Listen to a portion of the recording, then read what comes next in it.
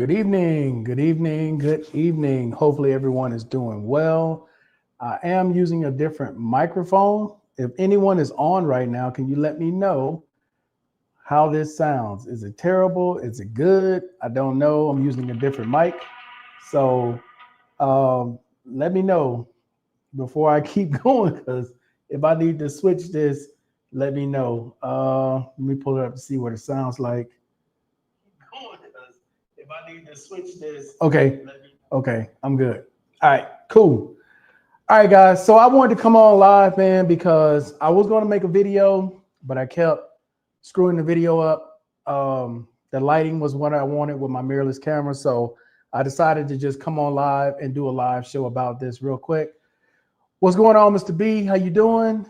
Loud and clear. Appreciate that. T-Mix. Appreciate that. Okay. Couple things I want to talk about real quick. All right.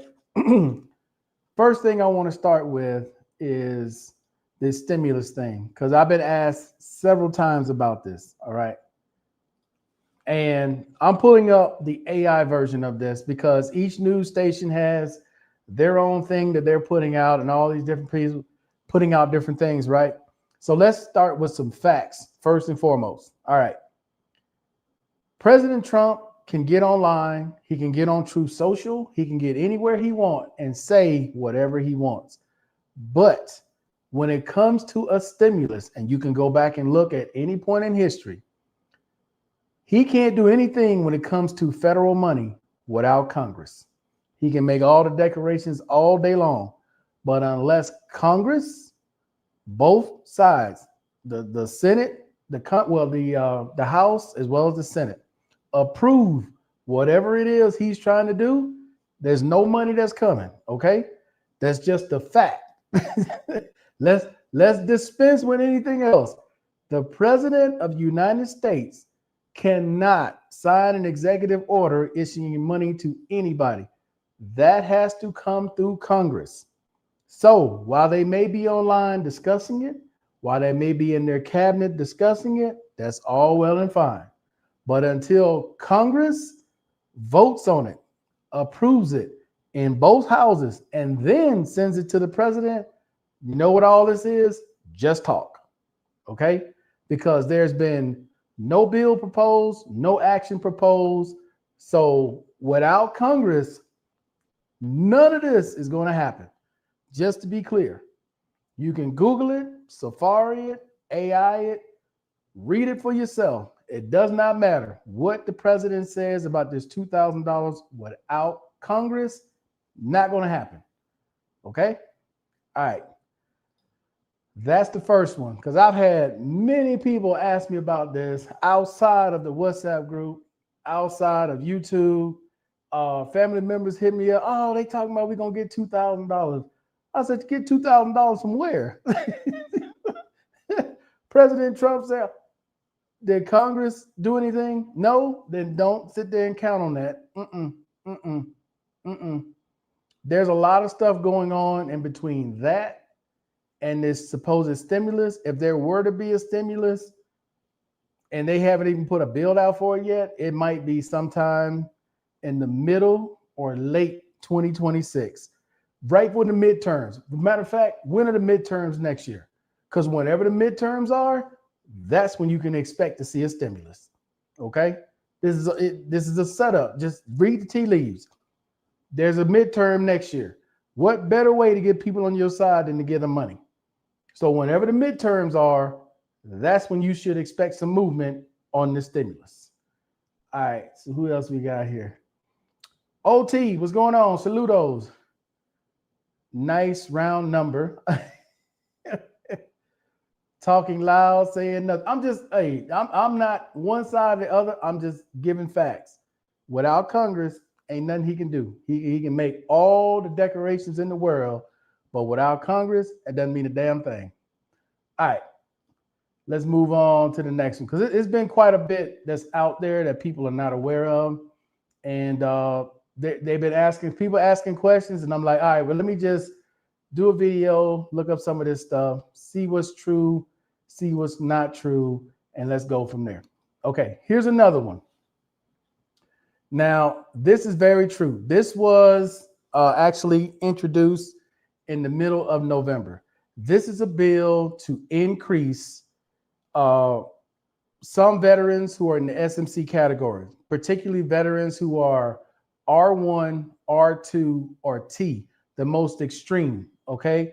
This bill is proposing to give them an extra $10,000 a year. Not only that, it's also going to give 1% more for DIC and survivors. Okay. People who have died while in service training, whatever it may be that caused them their death that was in military service, they're going to get an increase as well. So I want to do away with some of the questions people asked about this. Number one, it is not for everyone in the SMC category. No, it is not. It is only for the top three most severe, which is R1, R2, and T. If you're listening to the hearing, and I can put a link up for the hearing, and I'm going to do that tomorrow, within the first 30 minutes, the chairman who's running the meeting says it specifically at the 29-minute, 48-second mark, who is eligible for the extra $10,000 a month. In the SMC category, it is R1, R2, and T. Okay? Now, the 1% increase for DIC is to hopefully catch up from the inflation, because that bill hasn't been changed since 1993. That's how long that it's been, over 30 years. That bill has, the DIC rates and all that have never changed in 30 years. So they're looking to improve that and change that. Okay. All right. Let's see what else we got here before I move to the next one. Send the people asking Schoolhouse Rock. There's a bill on a hill. All right, Mr. B. All right. Let me put the link in. You want to jump on, Mr. B, and say your piece? It's all good. I ain't got no problem with it, but just, I'm not trying to get political tonight. I'm just trying to deal with facts. What are facts? That's it. Peace is what, simply deal with facts. All right. But that explains this bill. This bill is going to pass. The only holdup with this bill is how they're going to pay for it. So right now they hit a roadblock, which is what this article is talking about, because they want to take income from veterans who are 70% and below, who are purchasing their second home, not their first home, but their second home through the VA, what do you call it? Housing, the grant. Damn, I can't think of the name of it. But they want to charge you 1% on that, which is about roughly $35 a month if you go by the average. Okay. So they want to charge that every month to help pay for, or to pay for the extra $10,000 a month for veterans in that specific SMC category.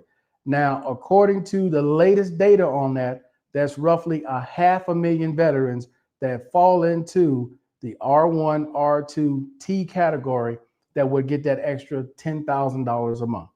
Okay. So that's what this is. It's not for every person in the SMC category. It's only for the top three most critical ones, R1, R2, and T. That's it. All right. And then let's get to the last one. All right.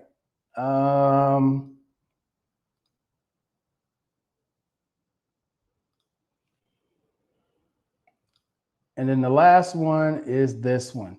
Now, I'm going to talk about a story that I think Barry put it in the WhatsApp group from Instagram, where there was a gentleman. I don't know if he was in the service. I didn't pay attention if he was in the Navy, what his rank was in the Navy, but I listened to the story that he was telling. But this is not new, okay? But the VA is going to share data with ICE, so they'll know who's working at the VA who is not a U.S. citizen.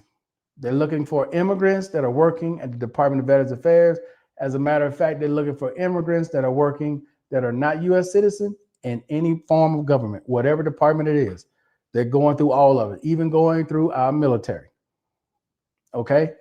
Now that brings me to, and I can put this link in the chat for anybody who wants to read this entire story. Whoops, wrong one. Oops. 1 second. Let me go back. For anybody who wants to read this, I'm going to put it in the chat right now so you can take your time and read the entire article as it talks about this. But I'm going to just start out by saying this.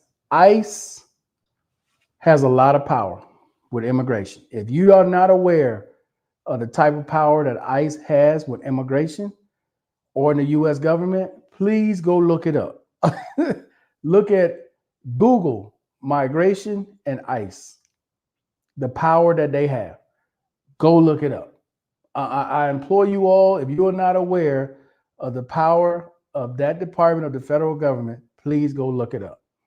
Now, I believe it was Tommy, that put a Instagram post in from a gentleman who was sitting in his car who was talking about a Navy veteran of Hispanic descent who was stopped by an ICE agent. He was in a Navy uniform.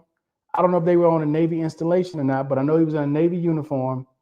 He had his Navy ID card that he gave to the ICE agent, which wasn't good enough. And the ICE agent stayed there for an hour and a half until he was able to produce a passport. Now, let's go through a couple things because there were people online who were highly upset. People were saying, if you're in the Navy, that doesn't prove you're an American, nothing does, so on and so forth. Okay. We all know, we should all know, those of us, because the majority of you guys watching are in the military, were in the military, that they have soldiers who are not U.S. citizens. We all know this. And if you're new to this and you are unaware, yes, they have soldiers who join the military who are non-U.S. citizens. They do it all the time. That is not new, okay? For the people online who think just because you're in a uniform and just because you have military ID, that you are an American citizen, that is not true. It is not. That is the reason why the ICE agent asked for the passport. Because with a U.S. passport, you are a U.S. citizen, or at least you're a green card holder. Well, no, you're what do you call it? Damn, I wish Barry was on. Oh, I can't think of the name. Man, my memory is getting so bad. But hopefully Mr. B puts it in here. I can't remember what you call it. I know naturalization. You naturalize as a citizen, okay? But for ICE to go on a military base, now I don't agree with them going on a military base and just because someone is Hispanic and coming up to them and asking them if they're a U.S. citizen, I don't agree with that. I don't, okay? But once they identify someone and think that they're not a citizen and they ask them to prove it, they can do that all day long. They can do that all day long. And just because they're in a uniform or just because they have an ID card in the military, that does not mean they're a U.S. citizen. It's the same way you have veterans who are currently in the United States of America right now, receiving disability, going to the VA for care, getting medication. Some of those veterans are not U.S. citizens. They're not. Some of them didn't bother to, when they get out or while they were in, go through the process to become a citizen. They didn't worry about it. They got out and they get into a situation or they get caught or they commit a crime. They find out they're not a U.S. citizen. Benefit goes away. They're out of the country. They're going back to wherever they came from, or if they won't accept them, the U.S. will take them somewhere. But those are all facts, ladies and gentlemen, right?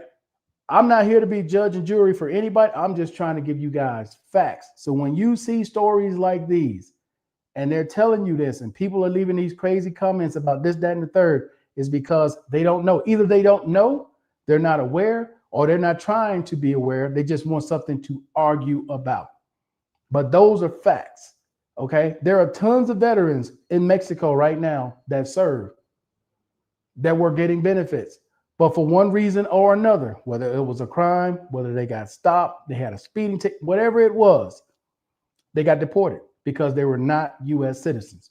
So once they get deported, benefits stop immediately. And just so everybody's clear, you do not have to be a U.S. citizen in order to receive VA benefits. Please go look it up. Go look it up. If you think I'm lying, if you think I'm making this up, if you think I'm telling you a complete lie, please go look it up. Come back and leave a comment. Because that is a fact. A fact.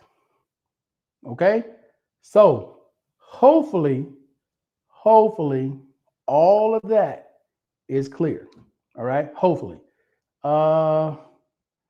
Let's see. He stated he wanted to get rid of Africans, Latinos, and Asians during his campaign. So I say you voted for it. He told you what he was going to do. I didn't pay that much attention to it, Mr. B. I don't know. Yeah, naturalization. I finally thought of. Appreciate that. Gestapo. Look, all I know is just look up how much power ICE has. ICE has a lot of freaking power, guys. And I wasn't even aware how much power ICE has until, I read up on it, and ICE got a lot of power. That's why they do what they do. They don't care. You a citizen, you standing in the way of something they got going, they're going to move your ass out the way and go and do what they got to do. They don't care. They do not care. Okay? All right. One last thing I want to talk about real quick. And if anybody has any questions, man, please leave them in the comment section. One last thing I want to talk about, and that is the bill that a senator in Ohio recently put out regarding dual citizenship. Okay. He wants to do away with dual citizenship. He wants people who have dual citizenship to pick one and stick with that one. Now, as a lot of you all know, I'm in Colombia. I've been here for a long time. I got a little bit more than 3 years to go in order to apply for citizenship here in Colombia. And I'm at a crossroads here because on the one hand, I'm pretty sure the first time around, this bill's probably not going to pass the first time around. But just like with most things that people think will never happen, there's somehow, some way, I got a feeling this bill is going to get snuck into something and it's going to pass. Because it's basically a loyalty test and people are going to sell it as patriotism. Okay? Because there are a lot of people who have dual citizenship. As a matter of fact, it's in our Constitution. The Supreme Court has already ruled on this several times. So, and the way that it's going with this administration, and you guys see how the Supreme Court generally ends up agreeing with this administration, that's what gives me pause right now about my entire journey of doing this to become a citizen in this country, and to get to that point and just to hear that, well, you can't even become a citizen now. That is very unnerving, to say the least. Okay, so I'm kind of at a loss, but being a resident here gives me pretty much everything except voting. Okay, my resident status does everything else but voting. But I did want a second passport, and you guys can understand why they're doing this. And I'm gonna say something real controversial. I already know people are gonna get upset when I say this, but it's the truth. The thing I'm going to say is this, guys, and I'm being honest. As people on social media put out all these places they're living, what they're paying, how they're living, and showing other Americans, especially younger Americans who are leaving the U.S., do not be surprised. Do not be surprised. They make a change to the passport. They make a change to social media of how people are getting paid to get people to come back to the States. Because the U.S. government in all these countries are the same. What do they run off of? Consumers, taxpayers. If 1 million people leave the United States of America, that's 1 million taxpayers. That's 1 million workers. That's 1 million consumers.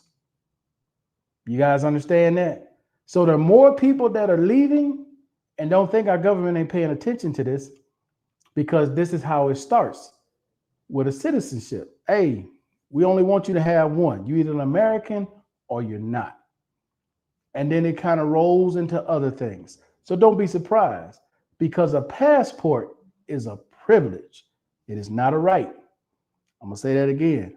A passport is a privilege, not a right.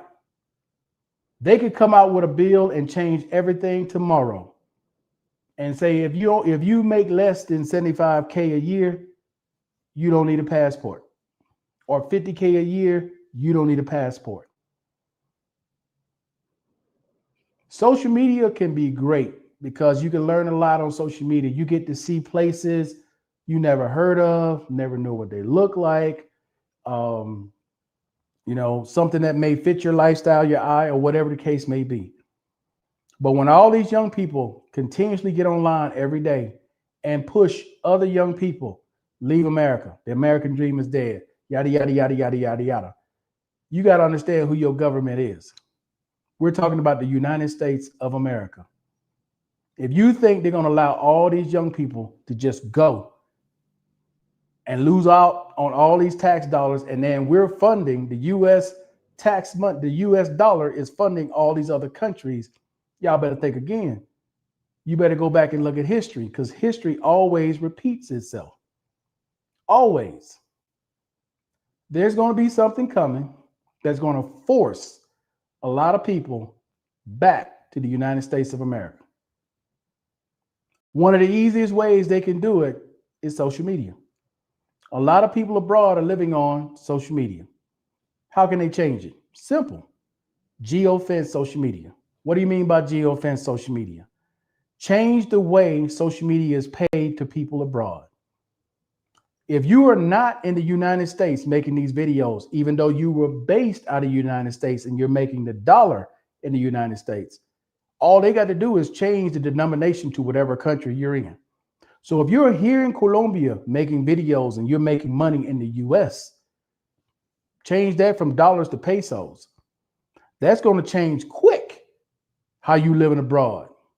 100,000 views might get you 4,000 in the US. It's only going to get you about $40 here in Colombia. If that. That will change a lot. Same way with TikTok. They've already changed the algorithm with TikTok. Simple flip of a switch for all these TikTokers that are out there in different countries living off the US dollar from TikTok. Simple switch. You go from making $3,000, $5,000, $10,000 a month to making $50, $60, $70 a month, depending on the country that you're in. So I'm just spitting facts right now, guys, because again, social media can be great. It can be. It can provide a lot of information.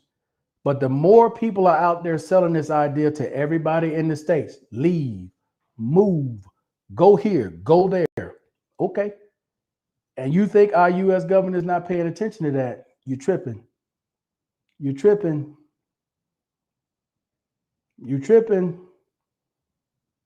And they're going to do something about it. The same way they did something about TikTok. They're going to do something about it. They're not going to just let all these people go and let all this revenue go to other countries and you building up these other countries while your country is losing this revenue. Ain't going to happen. Not going to happen. So do not be surprised in the upcoming years, changes that's going to come. And I'm going to play this video back and let you all hear what I told you. Change is coming. They're not going to let these people continue to stay out there while the U.S. lose out on revenue. Not going to happen. Because you got to understand also, a lot of these people that are making money abroad, they're not paying taxes. Some of them don't even make enough to pay taxes. They make just enough to get by in these foreign countries. The way some of them living like a local, I mean, $1,000, they can get away with it. Living in a shitty neighborhood, they can get away with it on $1,000. But if you take and you change that denomination from dollars to whatever country they in, Dominican pesos, Colombian pesos, Mexican pesos, Thai baht. Oh, it's a hell of a difference. Hell of a difference. and pay. I'm just telling you, just pay attention, watch the signs, follow the tea leaves, and you'll see. But there's a lot of changes coming in 2026 if you all have not been paying attention. These countries are making changes to improve their image, to improve their cities, and make them better. There are changes coming. They're slow, but they're coming. There are going to be changes to immigration in a lot of these countries. There's already changes that you can see to Thailand, changes here. And they're trying to make it cleaner. I was just out earlier, got a haircut. People who are normally out walking the streets, whether it's vendors, locals, or even tourists, you hardly see anybody. Anybody. I'm gonna go out probably next week one day to one of these where they got the Christmas lights out, and I'm gonna show you out there. It's mainly locals that's gonna be out there. Tourists, not like it has been in the past.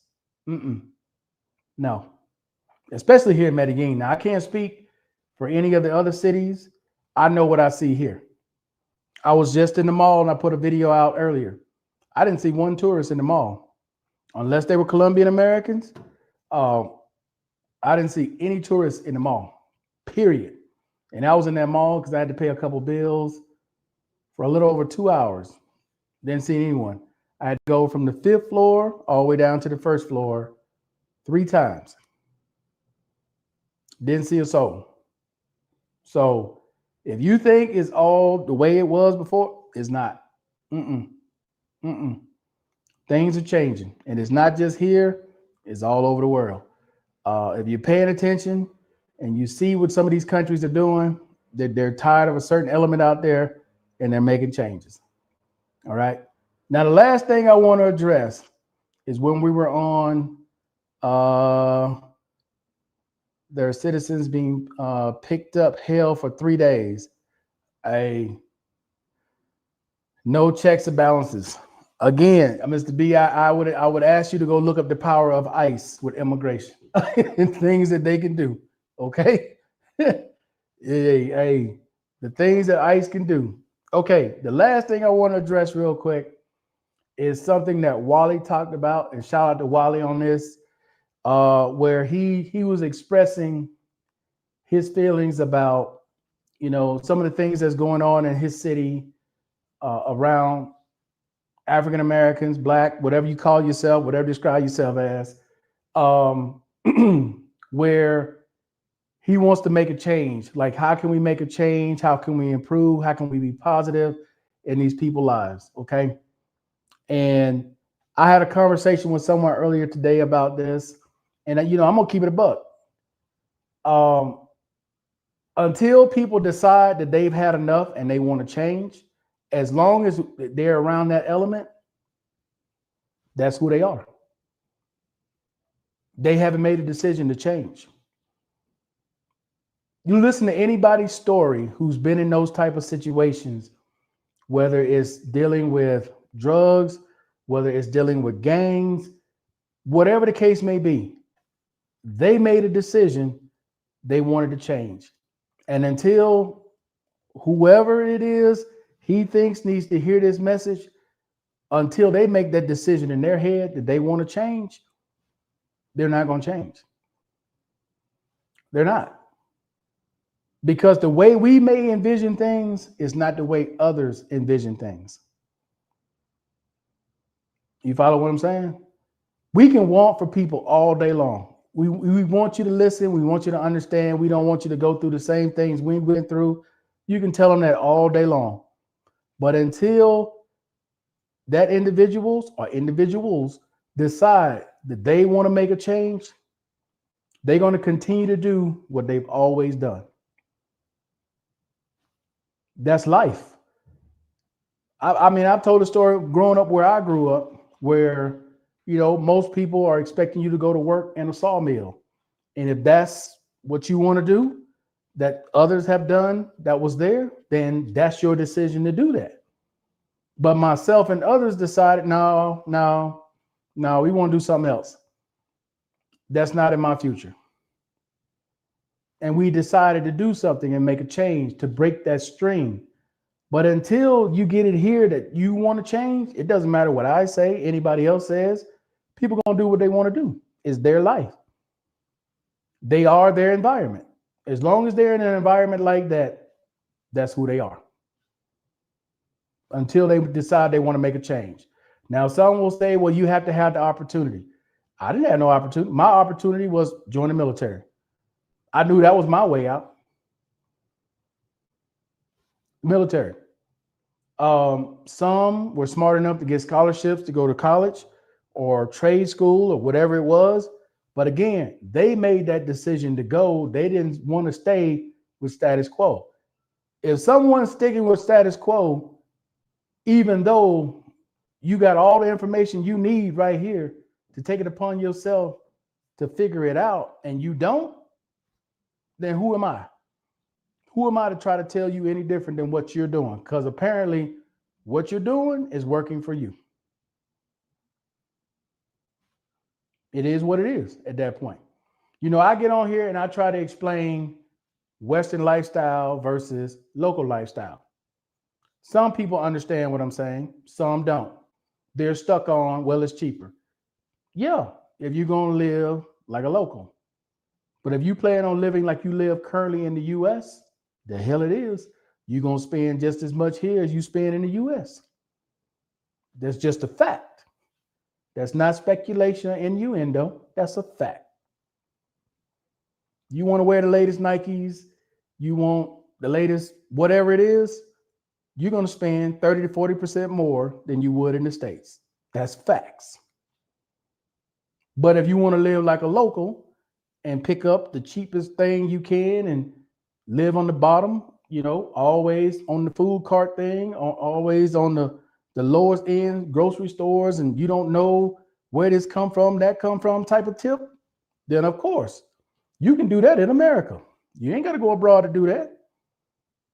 You can do that same thing in the US. That is a fact. It's a fact. So, and the way I see that, and I try to explain it to people, people hear what they want to hear. So with Wally's situation, is the exact same thing. As I try to explain that, again, people hear what they want to hear. So until they decide they want to make that change, we can get on here and sing Kumbaya. We can hold hands. We can pray. But it's up to the individual to make that decision.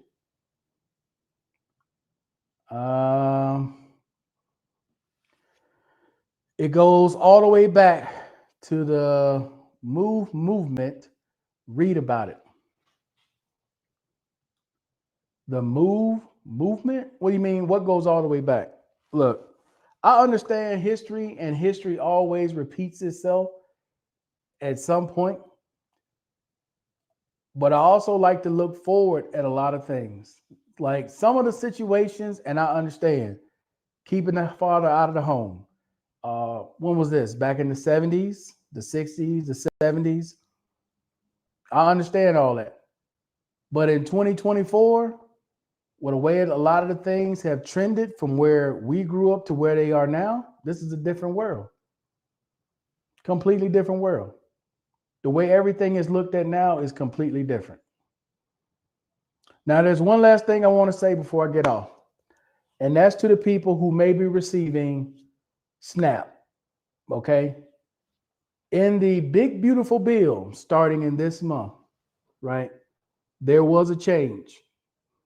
It used to be if you had a child under 18, you know, you were exempt from a lot of things. Same with veterans. If you were a disabled veteran, even at 100% and you're receiving SNAP benefits, you were exempt from any type of work requirement, volunteer requirement, or anything like that. You were.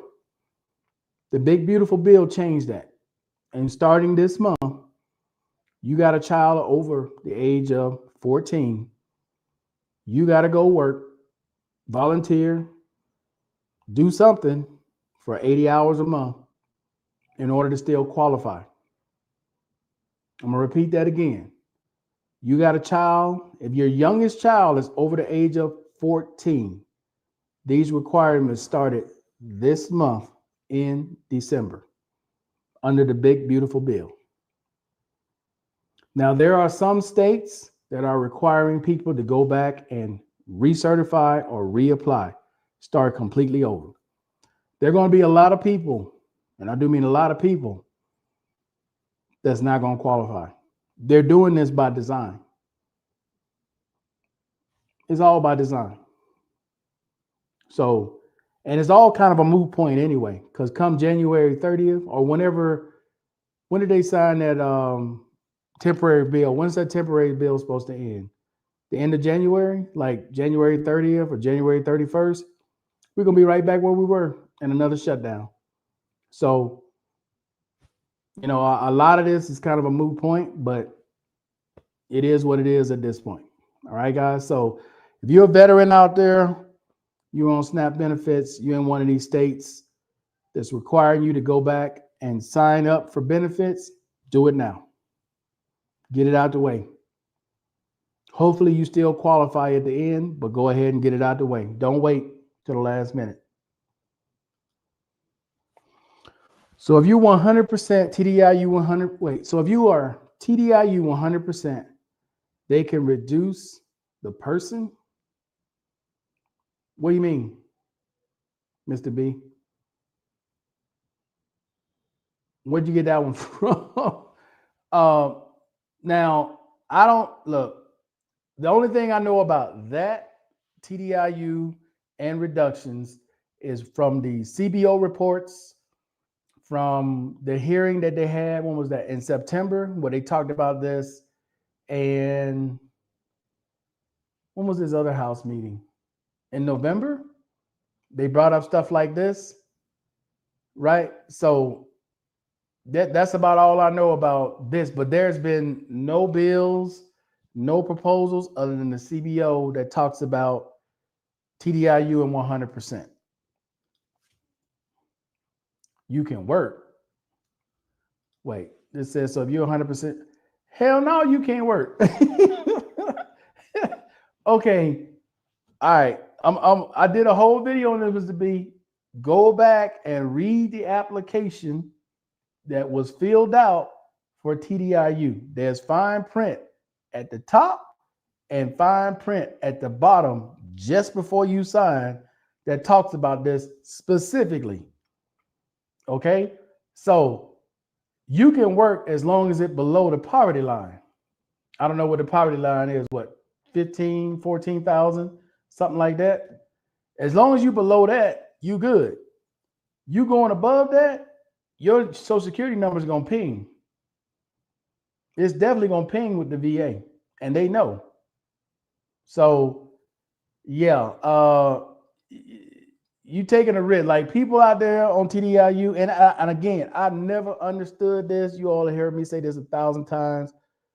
Why get on TDIU and limit your income when you can go out and get a job and make as much as you want? I've never understood that. Never. If you are truly disabled, you on TDIU, leave it alone.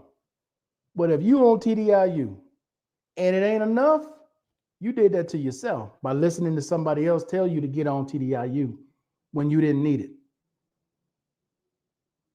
Because if I'm 70% and I can work, I can go out and make as much damn money as I want to make, and ain't nobody gonna say a word to me.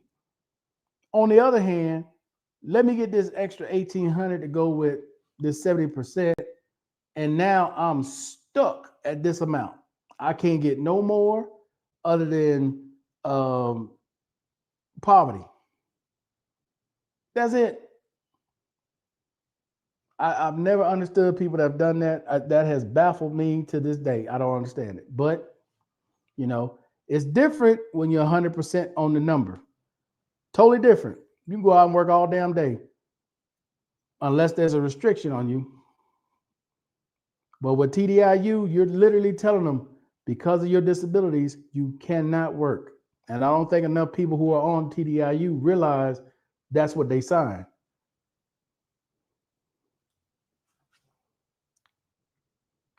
SNAP and well, Mr. B, it all depends on what state you're in and how many dependents you have.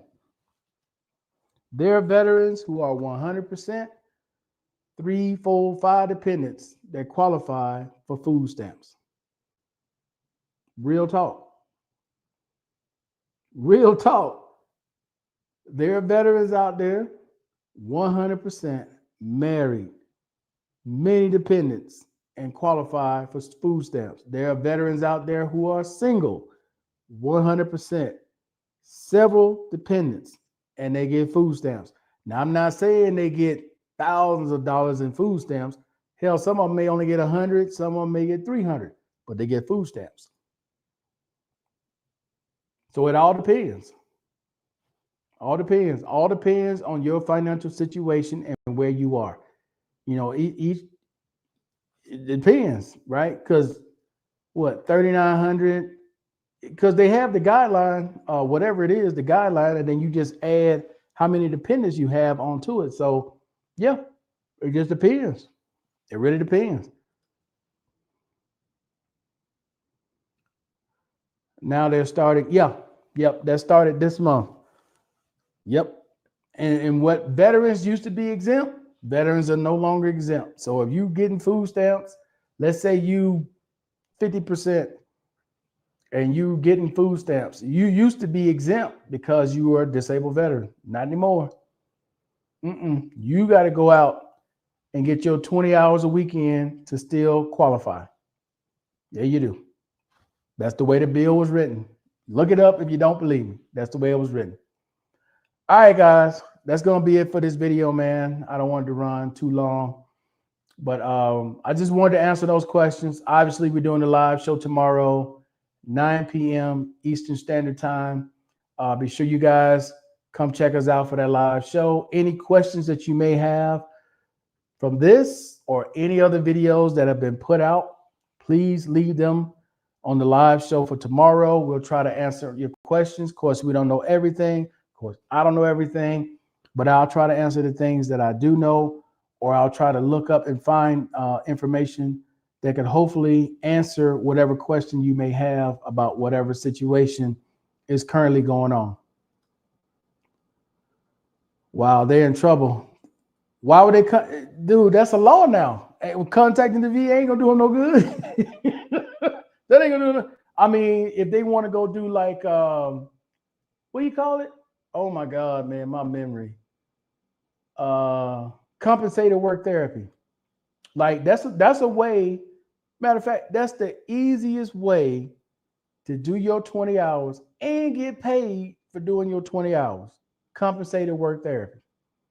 Depending on the type of disability you got, what openings they have, you could be sitting right there at the front desk doing nothing for 20 hours, answering the door, like opening the door for people to come in, sitting at the desk, giving directions on where to go, and you getting paid tax-free for it.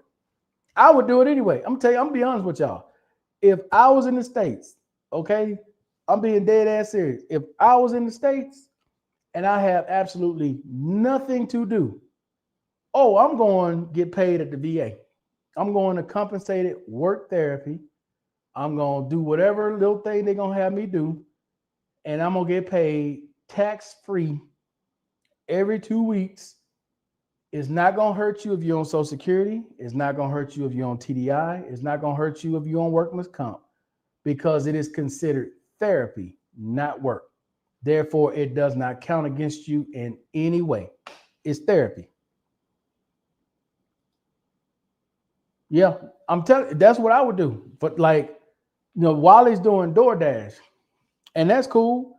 But for me, man, look, I'm standing by that door. You need to know what is. Okay, get in the elevator, go to that. You need somebody to pull you in the wheel. Let me call somebody to come down here in a wheelchair so they can push you where you need to go. I'm being dead ass honest. I'll be doing compensated work therapy. And it doesn't have to be at the hospital. You can do it at the company office. You can do it at what are those little clinics? They have some offsite areas you can go to. Man, hell, whatever it is, you gonna pay me? Cool. And it's tax-free? Cool. That's what I'm doing. And it's not like you're gonna be sitting there by yourself. There's usually 2 to 3 people every now and again you'll see one person standing at like a little post, and they're giving that's compensated work therapy. Most of the people y'all see, especially checking you into your appointment, there's probably 1 to 2 people there that actually work at the VA.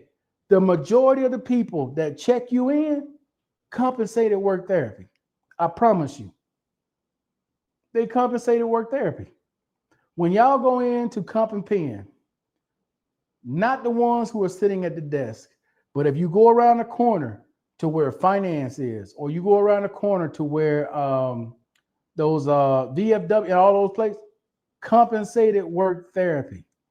A lot of the people that work in the canteen, compensated work therapy. Real talk. Real. A lot of people in the cafeteria, compensated work therapy. A lot of people in laundry, compensated work therapy. Usually the greeters going to get your glasses, going to get prosthetics. There's a reason why they say, hold on, let me go get such and such. They don't fucking know. They going to get somebody that actually works in that department, because they just there to check you in, get your ID, and put you, say you here. That's it. That's their only job. Or to go pick up something at another department and bring it back to you. The next time y'all go to the VA, the next time y'all go to the VA, stop for a moment and just look at the people that's working. 9 times out of 10, the first people that the veterans deal with, compensated work therapy. They don't work there. They don't really work there, right? They just basically people who are just taking down little shit, this, that, and the third. That's it. Simple.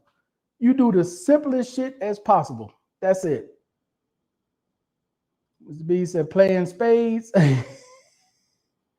What's up? I see no sleep is back. Yeah, man, I'm up. Orderlies. Yeah, I'm telling y'all, dude, bro. The people who push them around in wheelchairs, that's compensated work therapy. These people don't work at the VA. They don't work there. Come on.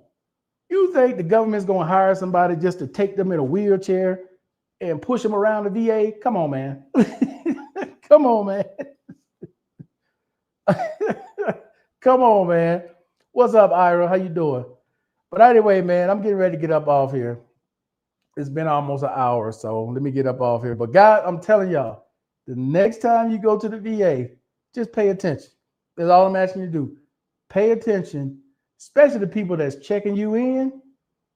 They don't know nothing. They're going to have to go. If you ask them any type of question, they got to go ask somebody else that actually worked there what they need to do. They're not going to do it on their own. Later, Mr. B. All right, guys, that's it. I'm out. Peace. You ladies and gentlemen, enjoy the rest of your night.